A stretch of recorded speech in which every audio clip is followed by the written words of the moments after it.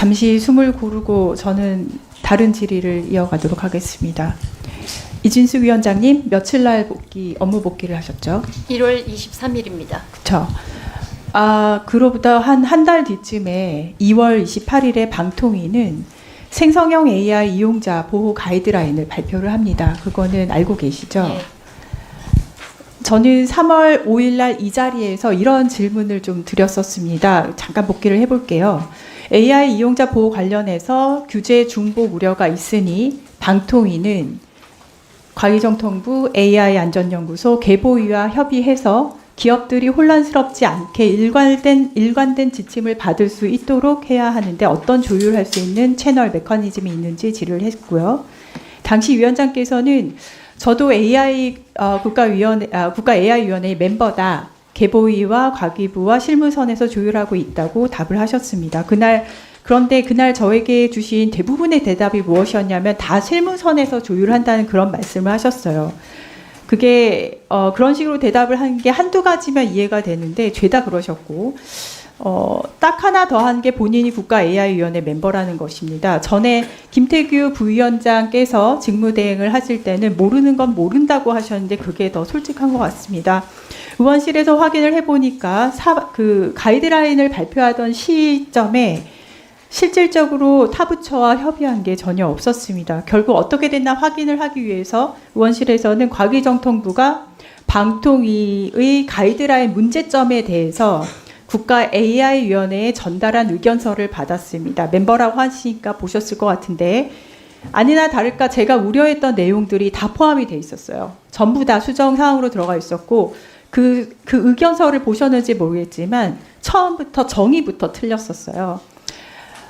그걸 좀 요약을 해보면 뭐라고 돼 있냐면은 AI 기본법 시행령 제정 초안 내용 및 이해관계자 의견 수렴 결과를 반영해서 가이드라인 내용도 수정해라는 것입니다. 결국에 국가 AI위원회 주재로 부처 간 협의 끝에 기본법 시행령 고려해서 방통위 가이드라인을 개정하는 쪽으로 결과가 났었습니다. 이 부분, 지금 제가 설명드린 과정은 다 알고 계시는 거죠? 알고 있습니다. 거기에 대해서 어떻게 생각을 하시나요?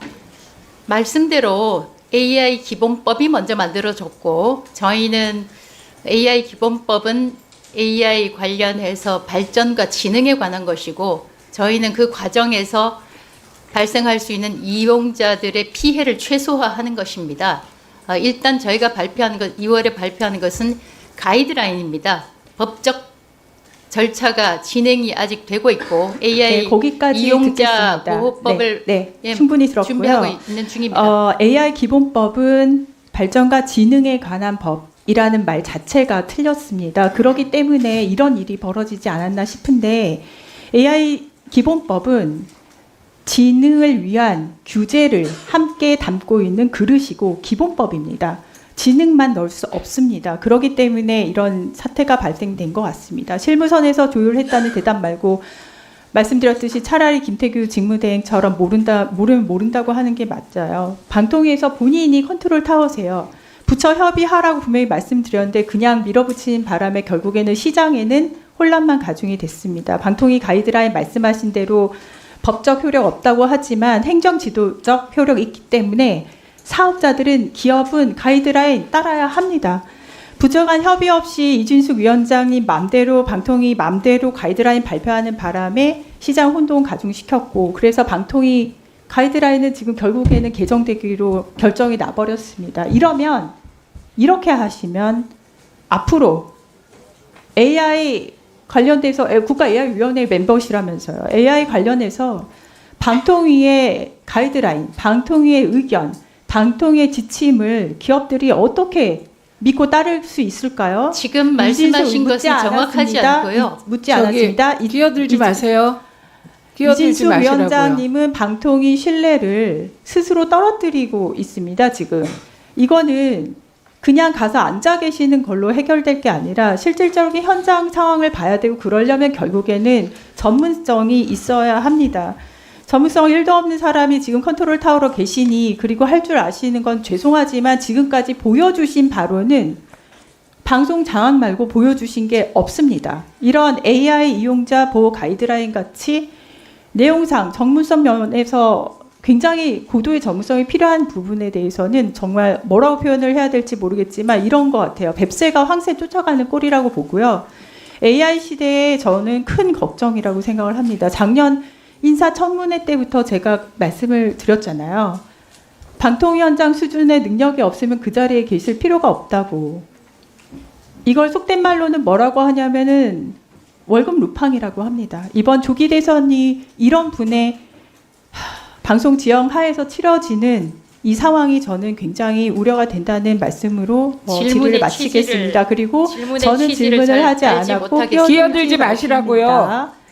끼어들지 마시기 일방적으로 바랍니다. 모욕적인 발언을 하시지 않습니까? 끼어들지 위원장님? 마시라고요. 자, 본인이 받아야 되는 질의를 받기 위해서 지금 저 자리에 나와 있는 것입니다. 본인의 위치를 지금 굉장히 망각하고 계시는데요. 그렇지 않습니다. 본인이 그렇다면은 보여주셔야죠. 결과물로 보여줘야지 지금 말로만 떠든다고 되겠습니까? 결과물 보여주는 게 없으니까 이런 말 하는 것이고 거기에 대해서 뭐 모욕적이다. 모욕을 받을 일을 본인이 끼어들지 마시기 바랍니다. 위원장님 이에 대해서는 좀 제재를 해주시기 바라고요. 아니 제가 제재를 해도 끼어드니까 뭐 그런데 끼어들지 마십시오. 네. 그냥 저는 저 이렇게밖에 1분 더 드리세요. 네, 이렇게밖에 생각을 못 하겠습니다. 이진숙 위원장은 지금 국회와 함께 협의를 해가면서 어떤 일을 앞으로 진행시키려는 생각은 일도 없고 나는 보수의 여전사이니 싸우러 나가야겠다. 그것밖에 없는 것 같습니다. 저는 딱 한 가지예요. 지난번 질의에서 질문을 했었던 AI 기본법 관련돼서 이용자 보호에 관한 것이 부처 간 중복 규제가 우려가 되니 협의를 해라. 그 이후 지금까지 협의하지 않아서 그리고 가이드라인은 맘대로 내서 시장에는 혼란을 가중시켰습니다. 그것을 지적을 했는데 지금 나오는 자세를 보면은 더 이상 우리가 어떤 이야기를 했을 때 이진숙 위원장이라는 분이 방통위원장으로서의 격을 갖추고 위엄을 갖추고 전문성을 갖추고 대답을 할 수 있을까? 저는 굉장히 의문이 드는 시점입니다. 저는 질의를 하지 않았습니다. 대답하지 마시고 전 이상으로 질의를 마치겠습니다. 이상입니다. 예, 저간의 이은기 연구반이 위원님 운영되고 질의하십시오. 국회의원 이정원입니다. 끝난 줄 알았지만 결코 끝난 것이 아니었습니다. 내란 수계는 파면됐지만 그가 임명한 인사들은 여전히 언론의 자유를 옥죄고 있습니다. 곳곳에 뿌리를 깊이 내린 채 저항하고 있습니다. 민주주의와 헌정 질서에 대한 위협과 파괴 행위를 거듭 반복하고 있습니다. 이동관, 김홍일, 이진숙으로 이어지는 방송통신위원회에 의해 윤석열 정권의 지난 3년은 사실상 상시적 언론 계엄 사태였습니다. 한겨레 신문은 최근 칼럼에서 반민주 세력이 다시는 언론 자유를 농단하지 못하도록 제도를 정비해야 한다고 강조했습니다. 지난 3년 동안 허술한 제도의 폐해를 충분히 받지 않는가라고 지적했습니다. 그렇습니다. 그동안의 기형적인 방통위 2인 체제는 숱하게 많은 부당한 결정을 내렸습니다. 그 위법성으로 인해서 지금까지도 법원으로부터 반복적으로 제동이 걸리고 있습니다. 그럼에도 불구하고 이진숙 방통위원장은 국민교육 컨텐츠의 중심이자 공영방송이며 공공방송의 공공성의 마지막 보루인 EBS마저 사랑하는 후배에게 넘기려는 시도까지 감행했습니다. 다른 것도 아니고 EBS입니다. 이건 선을 넘어도 한참 넘은 것입니다. KBS를 완전 장악했고 MBC를 탄압한 것도 모자라서 EBS까지 소나귀에 넣으려는 알박기 인사가 아니면 도대체 무엇이란 말입니까? 사적인 인연과 관계로 우리의 공영방송을 무너뜨리고 있습니다. 이번 조기 대선은 내란의 잔재를 완전히 극복하고 심판하는 계기가 될 것입니다. 새로운 민주주의로 나아가면서 진짜 대한민국을 새롭게 건설하는 선거가 될 것으로 저는 확신합니다. 저는 줄곧 진보와 보수 어느 정권이 들어서더라도 공영방송이 정치에 휘둘려서는 안 된다고 말씀드려왔습니다. 부당한 거부권에 막혀서 이루어지지 못했던 공영방송 지배구조 개선, 그래서 반드시 필요합니다. 이번 대선 이후에 출범할 새로운 정부는 방통위와 방심위가 비판 언론을 통제하는 권력의 도구로 전락하지 않도록 합의제 행정기구라는 본래의 정체성과 역할, 존재 이유, 그 가치를 회복시켜야 합니다. 2025년 6월 3일 이후 대한민국은 분명히 달라질 것입니다. 민주주의를 파괴하고 헌정 질서를 유린한 내란 사태와 상시적 언론 계엄 사태를 이제는 반드시 끝내야 한다고 생각합니다. 이준숙 방송통신위원장께 질문을 드리도록 하겠습니다. 앞서 존경하는 우리 동료 의원께서도 지적을 하셨습니다만 국회 대정부 질문의 답변 태도에 대해서 비판의 목소리가 큽니다. 오죽하면 우원식 국회의장께서는 이진숙 위원장의 답변 태도에 대해서 적개심이 가득한 것 같다라고 이렇게 지적을 했을까? 저도 뭐 비슷한 생각을 그 당시에 가지고 있었습니다. 동문서답으로 일관했고 답변할 수 없다라고 했고 이 자리에서 말하지 않겠다고 했습니다. 우원식 의장이 지적한 것처럼 가슴에 적개심이 그렇게 많이 있는 겁니까? 그렇게 생각하지 않습니다. 그러면 왜 그렇습니까?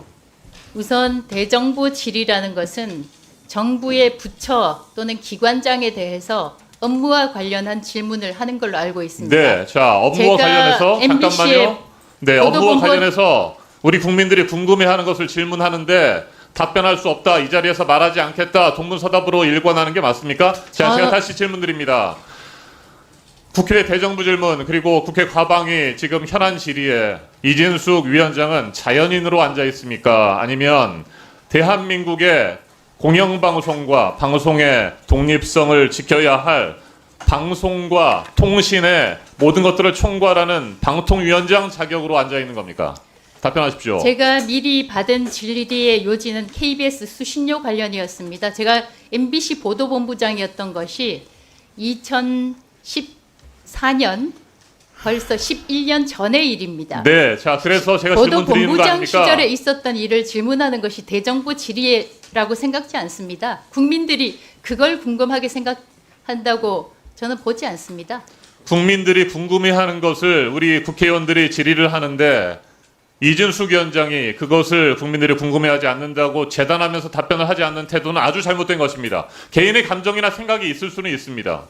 그렇지만 자연인의 자격으로 그 자리에 서서 답변을 받는 것이, 질문을 받는 것이 아니기 때문에 답변을 해야 되는 것이죠. 국민에게 제대로 설명하고 이해를 구해야 합니다. 그럼에도 불구하고 본인의 생각이나 뜻과 다르다고 해서 답변을 하지 않으려고 한다면 국회에 나와서 그 자리에 서 있으면 안 되는 겁니다. 자연인으로 돌아가십시오.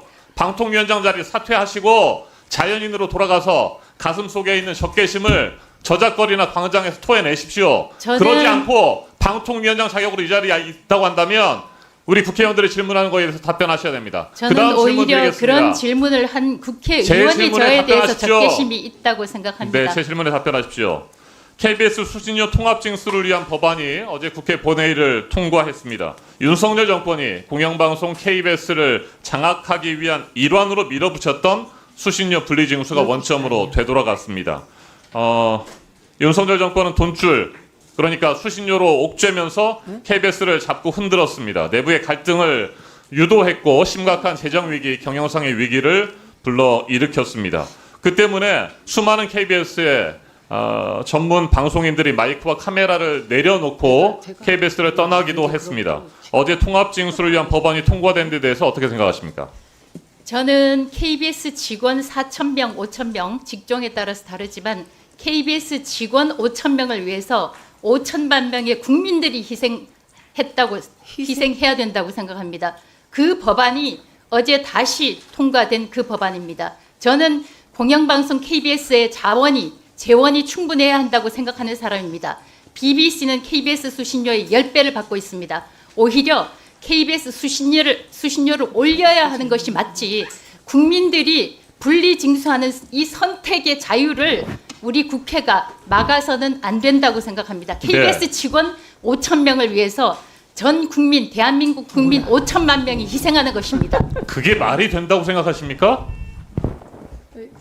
잠깐만요.